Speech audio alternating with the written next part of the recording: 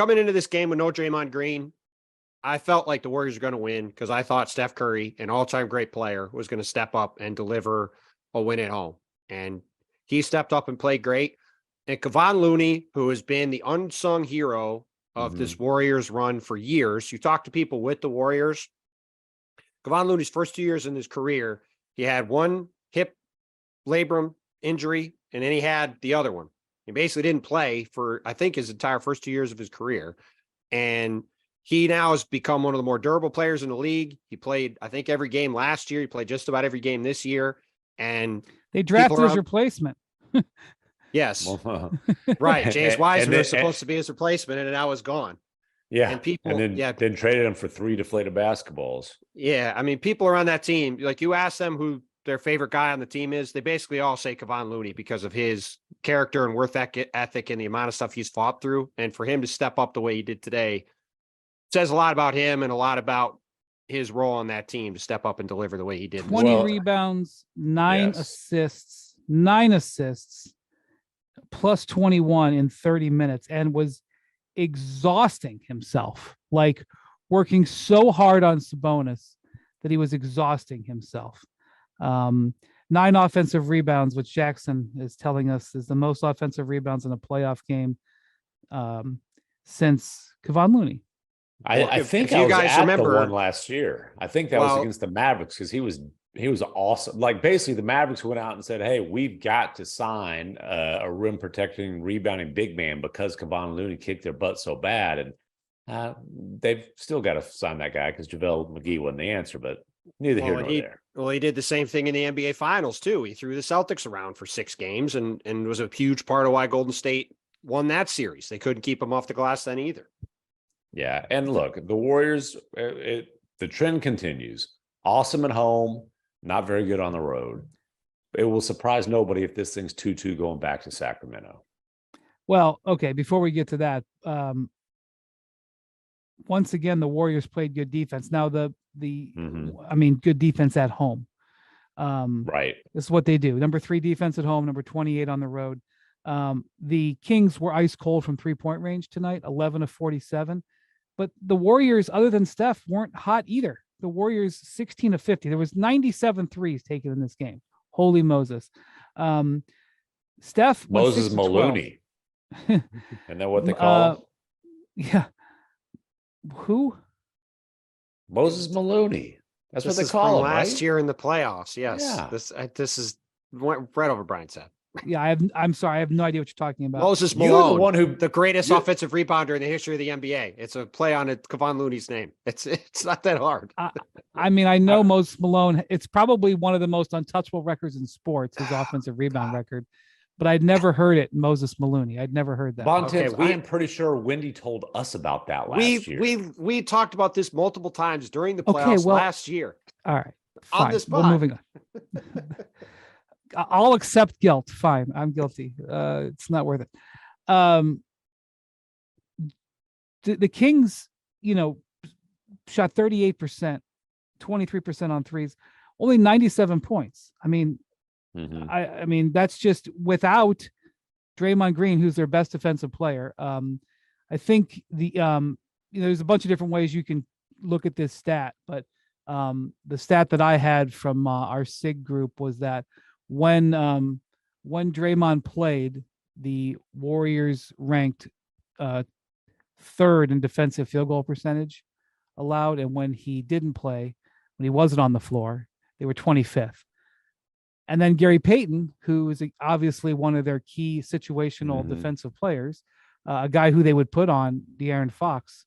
He was on De'Aaron Fox down the stretch of the game. Might have started today if he was available. That's true. He was out. He's been dealing with an ankle injury, but he's also out sick, which I have to assume he was very, very sick to miss this game. So I don't know where that leaves him for game 4, but that was not a good development for the Warriors defensively to have 2 of their best defensive players not available, and then they still hold them to 97. I mean, that's pretty much the story of the game. And Malik Monk had a total dud. He was awesome in game 1, 32 points.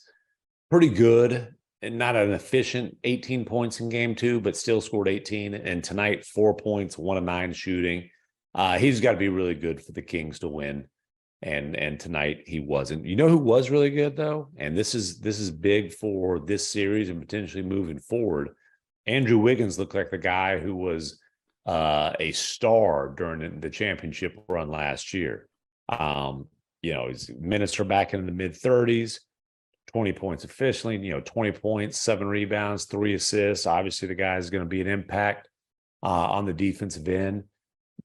That to me is one of the bigger developments. Is that Wiggins he doesn't look like a guy who missed 2 months. He looks like the guy who was one of the key parts of a title run last year. Yeah, he's looked really good, really since game 1 of the series for me. I mean, came right in, played 28 minutes off the bench game 1, started game 2, looked pretty good, I thought, in game 2, looked good again today. Like, that's, to your point, MacMahon, that's a huge thing for them going forward. And look, for Sacramento, like, obviously, I think as a neutral, I am happy that the Warriors won this game because the story of the series is not going to be about Draymond Green being suspended. But for Sacramento, this is a huge missed opportunity. Just like Wednesday was a huge missed opportunity for the Lakers with Ja Morant out, right? That was a chance for the Lakers to really put a hammerlock on that series. They failed to do it. Tonight, the Kings had a chance to put this thing away, and they let the defending champs get off the mat. And we'll see if it comes back to bite them or not. But you don't necessarily get a lot of opportunities to take a team like this out like this. And, they didn't take advantage of it. Normally in a situation like this, I would say that whoever wins game 4 probably wins the series. I've seen series like this a lot of times, and I can't quite say that because the Warriors are so Jekyll and Hyde home road. I feel like if given 2 more chances in 5 and 7, that they could get 1, but they have not. They have not earned that confidence. I thought if Golden State won this game, they're going to win the next 3. So we'll see if they do. That's bold. I thought this was the Kings' opportunity. They played well in the 2 games at home. They win this game tonight. The series is over. They let these guys get off the mat. Because here's the thing. I didn't think Golden State played that bad in those 2 games at Sacramento. Like, game 1 was a tie, basically a tie game. Andrew Wiggins gets a wide open 3 to win it, misses it, but great shot. To tie it. I thought it was to would have put him ahead. It would have put him ahead. Steph had the shot at the buzzer. Steph had the shot to tie it after that. And then I thought the Warriors were coming back in game 2 when Draymond got thrown out. Like, they had all the momentum. Steph was slicing through their defense. Like, so it wasn't like they were playing terrible to me in Sacramento. I'll say this: fourth quarter Fox was pretty strong in game 2. I think it's fair to say, but at that point, that was once Draymond left the game, the Warriors' offense short circuited, and I think it's fair to say that regardless of what's happened, it's not far away from being 2-1 Warriors. I think that's a fair statement. Right. I just think the win in Sacramento to me felt like it was coming, and if they got off the mat today, I thought they're going to come back and win the series. But that's no knock on the Kings. They've more than acquitted themselves, and it's going to be a hell of a series. It's far, We'll see what happens. I mean, there's a reason why the saying is old that a series doesn't start until somebody wins on the other team's floor.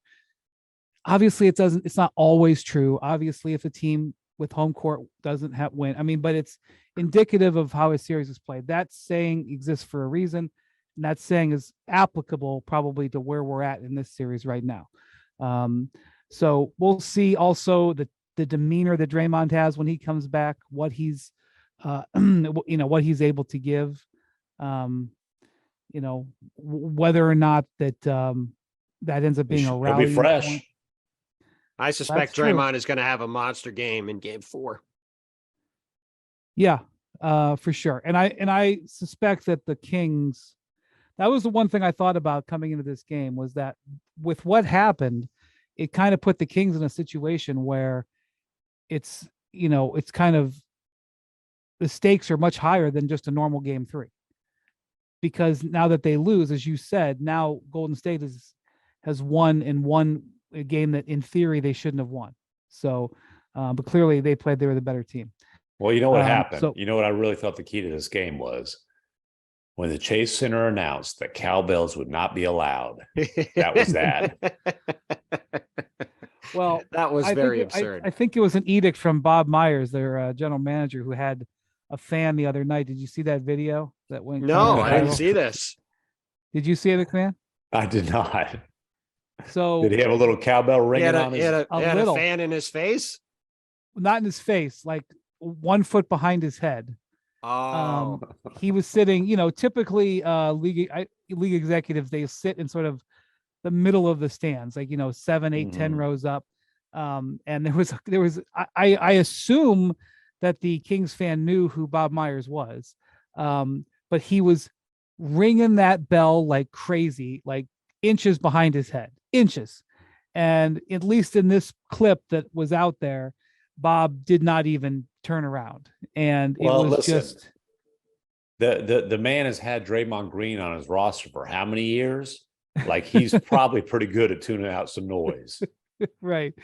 It was, the guy was going with both hands. He was ringing that thing with both hands. Jackson just sent me this clip. I'm pulling it up right now. Oh yeah. Got Mike Dunleavy and Bob Myers sitting there, not even flinching. This guy's bonkers. This is impressive. And Kirk Lake up there too. Got the whole crew of guys there. Dunleavy is composing, or is that Kirk? Is that Kirk or Dunleavy's sitting in it? Dunleavy's sitting down, typing out a text. Kirk is. I know what the text says. And Bob isn't moving. The text is to Chase Center operations. Please issue a statement banning cowbell for Game 3. Sincerely, Golden State Warriors front office. God bless those guys for not moving though. That's great. That's awesome. Yeah, I remember when the Heat would when Riley does. I'm sure they still do. The Heat, Riley, during every timeout, Riley would stand up. He'd be sitting behind the bench, and Riley, he couldn't hear or see into the huddle, but he would stand up. Riley, Andy Ellisberg, and Alonzo Mourning. And it kind of annoyed fans sometimes that he'd stand up, but Alonzo Mourning kind of ends that discussion here. Well, Alonzo Mourning and Pat Riley, both. Nobody's right, but Pat Riley I'm either. just saying that, you ain't gonna say much to Zoe. If Alonzo Mourning was doing that standing there, I suspect the cowbell might not have been.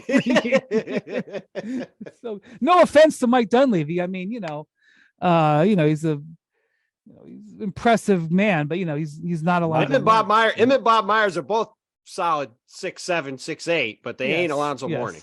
That's true. And Alonzo has sort of a resting, don't mess with me face.